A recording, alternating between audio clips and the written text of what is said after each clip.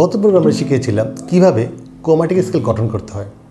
আজকে আমরা শিখব ফ্রেডবোর্ডের সাথে ক্রোমাটিক স্কেলের সম্পর্ক। তাহলে যারা গত পর্ব দেখেছিলেন, আজকে যারা দেখছেন, যদি আপনাদের সাথে কোনো ধরনের নোটবুক থাকে তাহলে খুব সুবিধা হবে। আমি পূর্বেই বলেছিলাম গিটারের 6টি তার আছে, আমরা যাকে 1 2 3 4 5 6 নামে কাউন্ট করি, কিন্তু প্রত্যেকটি একটি নির্দিষ্ট নামকরণ করা হয়েছে স্ট্যান্ডার্ড সুরের উপর। যেমন গিটারের 1 নাম্বার তারকে আমরা বলেছিলাম ওর নাম ই, দ্বিতীয় তারকে বলেছিলাম বি, তৃতীয় তারকে বলেছিলাম জি, চতুর্থ ডি, পঞ্চম এ এবং ষষ্ঠ ই। তাহলে 1 আর 6 ই, বাকিগুলা বি, জি, ডি, এ। এখন যদি আমরা ক্রোমাটিক স্কেল বুঝে থাকি তাহলে আমরা এখন E chromatic scale, B chromatic scale, G chromatic scale, D chromatic scale, A chromatic scale আমরা খাতায় লিখব।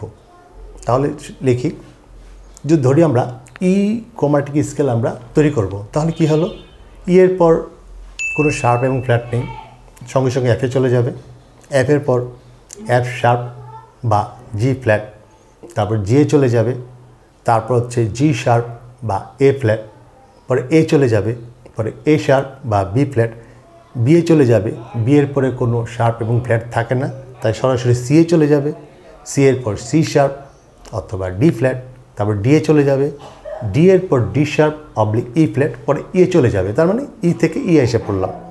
যেহেতু আমরা ই ক্রোমাটিক স্কেল শিখেছি এবং তা লিখতে পারছি, তাহলে আমরা বি ক্রোমাটিক স্কেলটা লিখি, তাহলে জি ক্রোমাটিক স্কেলটাও লিখি। আশা করি সবাই পারবেন। ই, বি, জি, ডি, এই আপনারা খাতায় লিখুন। এবার দেখুন যে গিটারের সবচেয়ে আকর্ষণীয় বিষয় যে ক্রোমাটিক স্কেলের সাথে গিটার ফ্রেডবোর্ডের নাম।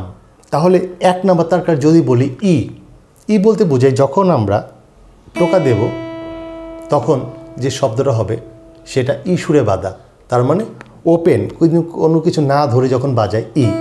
যদি ক্রোমাটিক স্কেল ই হয় তার ই এর পরের নোটটা কী হবে, খাতায় লেখা আছে, যদি ই এর পরে কোনো শার্প এবং ফ্ল্যাট নেই তাহলে সরাসরি কোথায় চলে যাবে, এফে। তাহলে ই এর পর যদি আমি এই ফ্রেডবোর্ডে 1 নাম্বার ফ্রেডবোর্ডে ধরি তাহলে সেটার নাম হবে কি, এফ।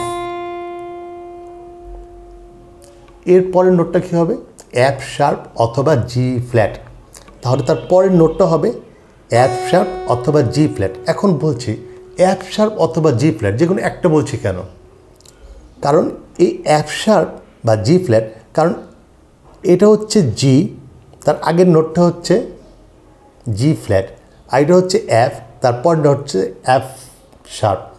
তার মানে আমি ক্রোমাটিক স্কেলের যে সূত্র অনুসারে বলেছিলাম যে প্রথম নোট থেকে তার সামনের যে অংশটা, যে গ্যাপ আগে যদি চলে যায় তাহলে এফ শার্প হবে, আর যদি দ্বিতীয় নোট থেকে আবার ব্যাক করে তাহলে ফ্ল্যাট হবে।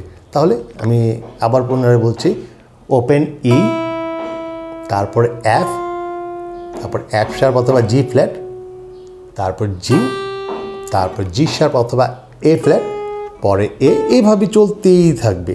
ঠিক অনুরূপভাবে আমরা বি ক্রোমাটিক স্কেলটি ধরি, তাহলে দেখা যাবে ওপেন হচ্ছে বি, বি এর পরে কোনো শার্প ফ্ল্যাট নেই, তাই সরাসরি ধরলে 1 নাম্বার ফ্রেটে যদি ধরি তাহলে হবে সি, তার পরবর্তী নোট হবে সি শার্প অথবা ডি ফ্ল্যাট, তারপর হবে ডি, তারপর ডি শার্প অথবা ই ফ্ল্যাট, তারপর হবে ই। ঠিক অনুরূপভাবে 1 নাম্বার তার, 2 নাম্বার তার, 3 নাম্বার তার, 4 নাম্বার তার, 5 নাম্বার তার, 6 নাম্বার তারে, এইভাবে যদি আমরা ক্রোমাটিক স্কেল ইউজ করি তাহলে আমরা জানতে পারবো ফ্রেডবোর্ডে কোন ফ্রেটে কোন স্ট্রিংয়ের কী কী নাম আছে।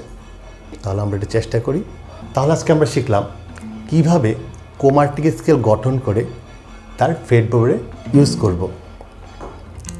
আর যদি কোনো ধরনের বুঝতে সমস্যা হচ্ছে আমাদের সাথে মেসেঞ্জারে, হোয়াটসঅ্যাপে বা যে কোনো লিঙ্কে যোগাযোগ করবেন, আমি যথাসম্ভব চেষ্টা করব উত্তর দেওয়ার জন্য। আর যদি ভালো লাগে তাহলে অবশ্যই আমাদের সাথে থাকবেন এবং চ্যানেলটাকে অবশ্যই সাবস্ক্রাইব করবেন। ধন্যবাদ।